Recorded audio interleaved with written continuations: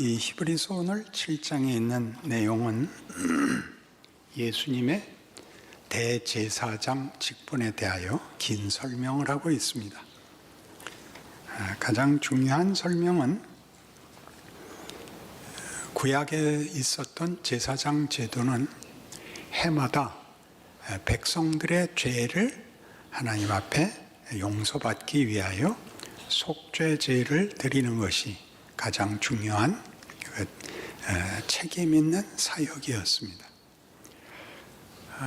그러니까 이 제사장들은 해마다 백성들의 죄를 하나님 앞에 용서받기 위하여 피의 제물을 갖고 하나님 앞에 나가야 됐었고, 또 그 제사장이 죽으면 뒤를 이어서 또 다른 제사장을 세워서 반복적으로 죄를 속하는 일을 했어야 됐는데, 예수님은 하나님이시라서 그 일을 단번에 짐승의 피가 아니라 자신의 피로 바침으로써 그 효력이 해마다 반복할 필요 없이 단번에 제사를 드렸고, 그리고 그 제사장직이 이렇게 수명에 끝나는 것이 아니라 영원하신 분이니까 영원히 그 효력이 계속되고 있다 하는 것입니다. 그러면 단번에 십자가로 우리의 죄를 제거하신 분이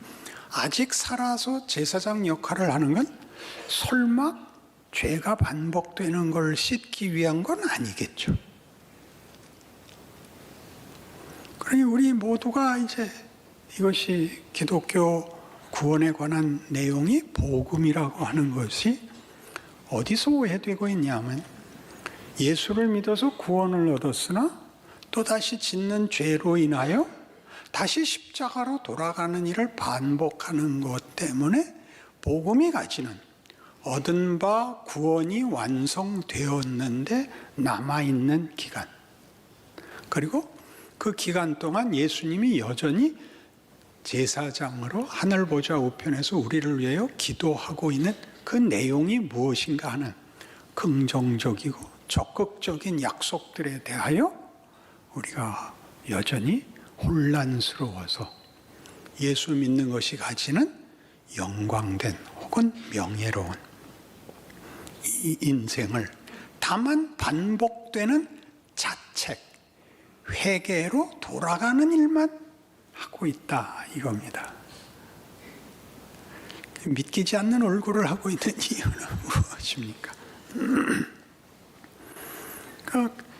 이 히브리서에서 이 성도들이 지금 겪고 있는 어려움, 예수를 믿었으나 현실적으로 세상에 핍박을 받아야 하고, 좋은 믿음을 가졌으나 이 어려움이 해결되지 않는 현실이 무엇인가 하는 어려움 속에 있는 이들에게 주는 위로입니다. 그 위로는 단순히 잘 견뎌라 이런 얘기가 아니라 이 어려움을 예수님께서 지켜보고 계시고 격려하고 있다. 그러면 왜 이 어려움을 주시는가? 하늘 보좌 우편에서 십자가를 지시고 죽음을 이기시고 승리하신 예수께서 영원한 제사장으로 편을 드시는데 왜 고난과 어려움이 있는가 하는 문제에 대한 당연한 질문이 나왔어야 되는 거죠. 출애굽 사건을 예를 들면서 히브리서에서 우리 이미 너희는 너희 조상들이 광야에서 하나님을 거부한 것 같이 불순종의 죄를 짓지 마라. 순종해라가 나왔었습니다. 무슨 순종이었죠? 가나안에 들어가는 것이었습니다. 그러나 이스라엘 백성은 실패했고 그들은 광야에서 죽었어야 됐습니다. 그러나 지금 예수께서 약속하시는 것은 오늘 본문에 얘기하면 18절, 히브리서 7장 18절, 전에 있던 계명은 연약하고 무익함으로 패하고 율법은 아무것도 온전하게 못할지라 이에 더 좋은 소망이 생기니 이것으로 우리가 하나님께 가까이 가느니라.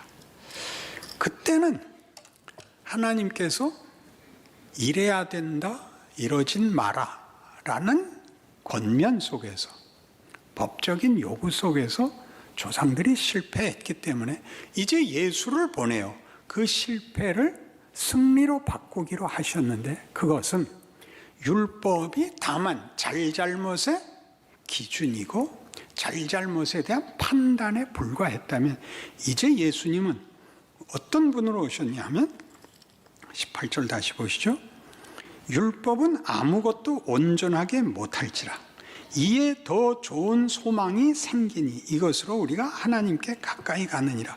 더 좋은 소망, 더 좋은 어떤 새로운 방도. 22절, 이와 같이 예수는 더 좋은 언약의 보증이 되는 겁니다. 더 좋은 언약, 우리의 실패가 우리의 운명을 결정하게 놔두지 않겠다라는 약속 속에 있는 것이 예수의 지금까지 계속되고 영원히 약속된 영원한 제사장직이라는 말인 것입니다.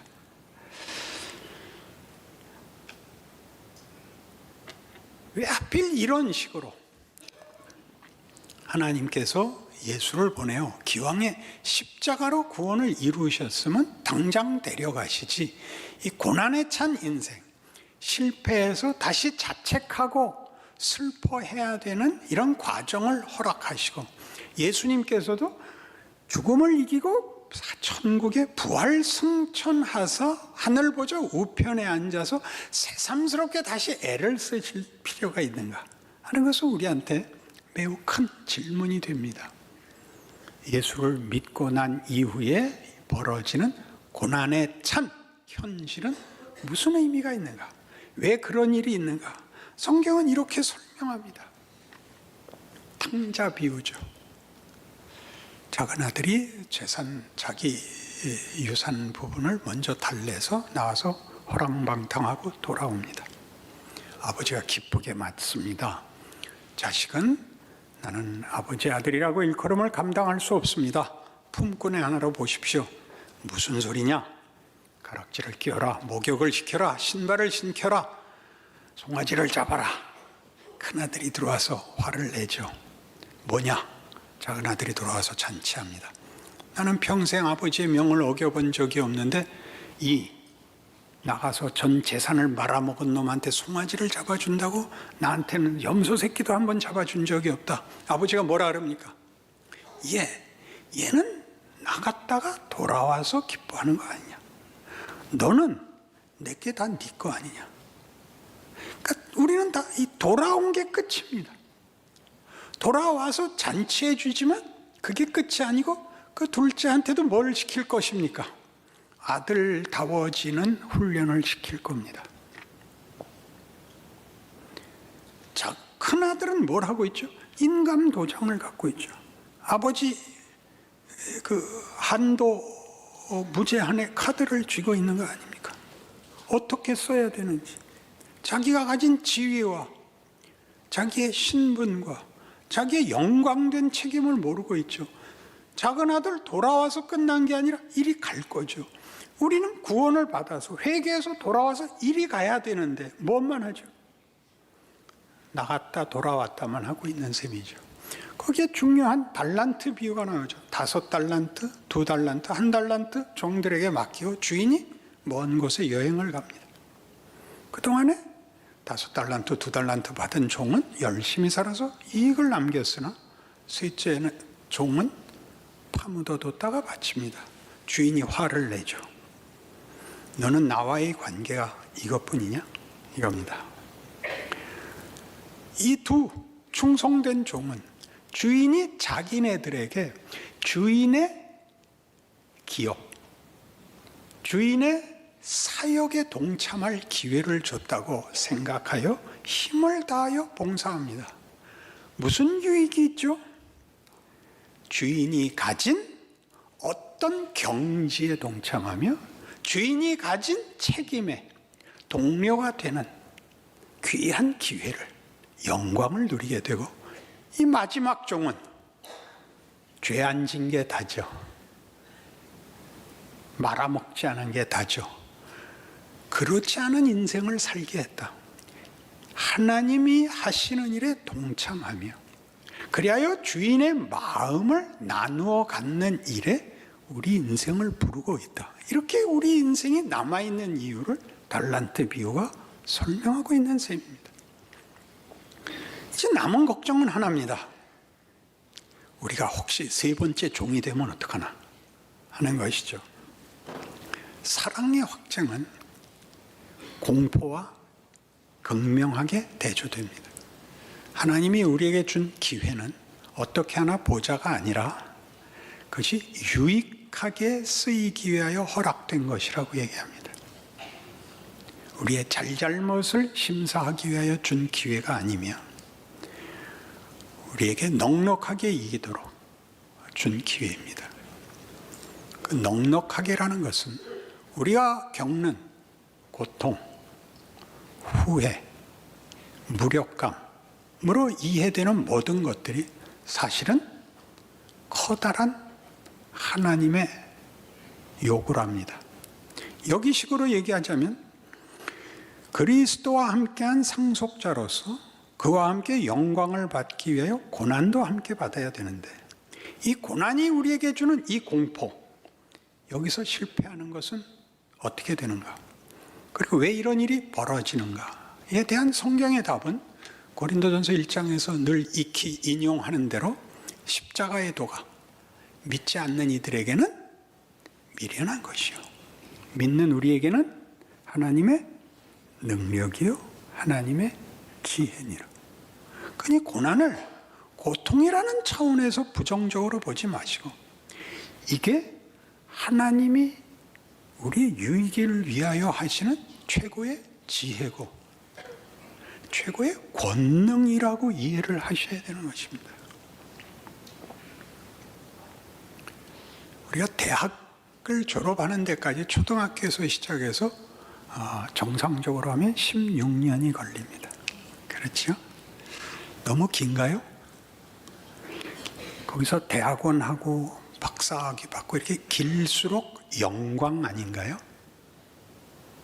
길수록 고되고. 그러나 예전에 우리 어려웠던 시절에 동생 학교 보내려고 누나들이 공장에 가곤 했던 시절을 기억하시나요? 출근하는 시간에 책가방 들고 다니는 애들이 제일 부러웠던 시절을 기억하시나요? 하나님이 우리에게 긴 시간에 걸쳐서 우리를 예수를 십자가에 달아 매어 하나님이 누구신가와 우리에게 요구하시는 것이 얼마나 굉장한 것인가를 사실은 가장 웅변적으로 증언하십니다. 신이 그 구원하려는 대상을 위하여 하나님을 모욕하고 배반한 인류를 구원하기 위하여 오셔서 대신 죽는데 배반하고 하나님을 거부하는 것들의 모욕과 고통 속에 그들의 손에 의해서 죽는 방식을 택한다는 것은 어떤 문학도 어떤 역사도 어떤 철학도 상상할 수 없는 하나님에 대한 우리의 이해를 돕습니다. 우리에게 일어나는 인생에 어떤 이해할 수 없는 난제와 곡절과 말이 안 되는 비극이 있을지라도 그것은 십자가가 감당할 수 없는 것일 수는 없습니다. 그런 여러분들의 고난찬 인생이 하나님이 여러분을 만들기 위한 유학 보낸 장학금 주는 그리스도 예수 안에서 얼마든지 하시는 하나님이 우리에 대한 당신의 자신만만한 투자요 기회라고 생각한다면 우리 인생은 좀 더 다르게 보일 것입니다. 그러니 이 하나님께서 하나님의 권능과 지혜로 개입하시고 요구하셔서 벌어지고 있는 우리의 고난찬 현실이 승리할 것이다, 걱정하지 마라에 대한 성경에 약속이 있는가? 당연히 있습니다. 같은 로마서 8장에 이렇게 얘기하죠. 26절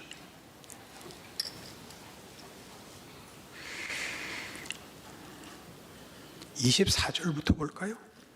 우리가 소망으로 구원을 얻었으며 보이는 소망이 소망이 아니니 보는 것을 누가 바라리요.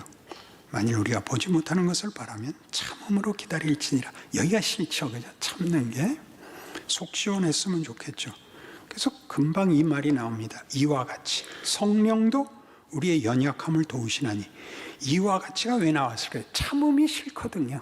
그러니까 거기다 금방 줄을 달았어요. 우리는 마땅히 기도할 바를 알지 못하나 오직 성령이 말할 수 없는 탄식으로 우리를 위하여 친히 간구하시느니라. 탄식은 왜 나왔을까요? 정말 어처구니가 없는 짓들을 하잖아요. 하나님, 문제를 해결해 주시든가 아니면 죽여 주시옵소서. 그간에 밤나요. 그러니까 성령이 혀를 차는 거죠. 혀를 차는 거죠. 그 다음 말은 좋은 단어가 생각이 안 나니까. 그러니까 계속 무슨 말이 나오는 걸 봐요. 마음을 살피시는 이가 성령의 생각을 하시나니 이는 성령이 하나님의 뜻대로 성도들을 위하여 간구하심이니라.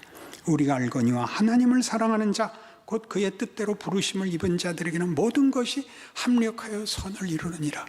걱정 마라. 해봐라. 네가 해봐라. 손해보지 않는다. 해라. 어렸을 때 저희 동네에 잘 살던 집이 하나 있었어요. 우린 다 피난민들이었고 우리는 어려운데 그 집은 부유해서 그 집에 그 넝쿨 장미가 대문 위에 이렇게 있었어요. 굉장한 집이죠. 제기차기를 하고 놀다가 그 집 아들이 이제 어느 집 굴뚝에 손을 잡고 찼는데 굴뚝이 무너졌어요. 그래서 이제 우리는 다 뭐라고 생각했냐면 이제 넌 죽었다. 부모가 나와서 두들겨 패서 너 죽일 거다. 굴뚝을 갈아줄 돈은 다 없으니까 이제 잘못한 애를 죽이는 수밖에 없는데 애가 들어가 집에 얘기하자 그 집 아버지가 나오시더니 애한테 아무 말도 안 하고 가서 세멘트와 기와와 굴뚝을 인부에 실어갖고 오더니 뚝딱 갈아주고 데리고 들어가더라고요. 저희는 정말 너무나 놀랐어요. 이런 아버지가 있을 수 있다는 것을 알았습니다. 우리 하나님 아버지는 비교할 수 없죠. 감히 굴뚝, 산타클로스나 드나드는 굴뚝 정도하고 비교하겠습니까? 우린 역일치입니다. 그러니까 모두 말하자면 우리가 이런 보장, 이런 기회, 이런 하나님의 지혜와 권능 속을 살고 있다는 그런 자신감이 부족하죠. 더 나가 보실래요? 얼마나 여기에 대한 성경에 자신만만한 약속들이 있는가 보세요. 하나님이 미리 아신 자들을 또한 그 아들의 형상을 본받게 하기 위하여 미리 정하셨으니 이는 그로 많은 형제 중에서 맏아들이 되게 하려 하심이라. 또 미리 정하신 그들을 또한 부르시고 부르신 그들을 또한 의롭다 하시고 의롭다 하신 그들을 또한 영화롭게 하셨느니라. 영화롭게 되는 건 미래인데 완료형으로 돼 있다고요. 미래가 결정돼 있다고요. 그리고 그래도 못 알아들으니까 또 계속 나와요. 그런즉 이 일에 대하여 우리가 무슨 말 하리요? 만일 하나님이 우리를 위하시면 누가 우리를 대적하리요? 자기 아들을 아끼지 아니하시고 우리 모든 사람을 위하여 내주시니가 어찌 그 아들과 함께 모든 것을 우리에게 주시지 아니하겠느냐? 누가 능히 하나님께서 택하신 자들을 고발하리요? 의롭다 하시니는 하나님이시니 누가 정죄하리요? 죽으실 뿐 아니라 다시 살아나신 이는 그리스도 예수시니 그는 하나님 우편에 계신 자요 우리를 위하여 간구하시는 자시니라. 다시 예수님의 제사장직이 여기 다시 거론되고 있죠. 그러니 여러분의 잘못을 만회하기 위하여 회개하고 잘못했다고 이렇게 과거를 지우고 돌아오고 과거를 지우고 돌아오는 바람에 오늘 일어난 일로 유익을 삼아 내일은 그러지 않겠다라는 이쪽에 대한 우리는 격려와 기대가 너무 없습니다. 그러니 주일날 오시면 표정이 이렇게 네 죄를 네가 알렸다 그렇게 여기 써 있는 것 같아요. 그래서 다들 꼼짝 못하고 앉아있는 기분이 들어요. 하나님, 오늘 제 예배를 주께서 기뻐 받으심을 믿습니다. 저를 부르셨습니다. 제 찬송을 받으시며 주의 약속 속에서 힘을 얻어 나 이번 주는 더 잘 살겠습니다. 이런 진전이 있어야죠. 이건 강요할 것도 무슨 뭐라고 윽박지를 필요가 없는 예수 믿는 자들에게 허락된 복음인 것입니다. 새 사람, 새 기회를 살 기회, 명예와 영광을 위하여 주어진 실제적인 자기 인생을 살고 있는데 그 자신이 자기가 없이 늘 와서 잘못했다는 말하고 가기 바쁜, 그러시지 말라고 성경이 이 말씀을 이렇게 너무나 8장 전체가. 그래서 남은 절수도 읽어봅시다. 누가 우리를 그리스도의 사랑에서 끊으리요? 환난이나 곤고나 박해나 기근이나 적신이나 위험이나 칼이랴. 기록된 바 우리가 종일 주를 위하여 죽임을 당하게 되며 도살당할 양같이 여김을 받았나이다 함과 같으니라. 정말 이렇죠. 예수 믿어서 밤낮 손해만 보는 것 같고 죽을 지경인데 이런 형편인데 약속은 이렇게 돼 있다고요.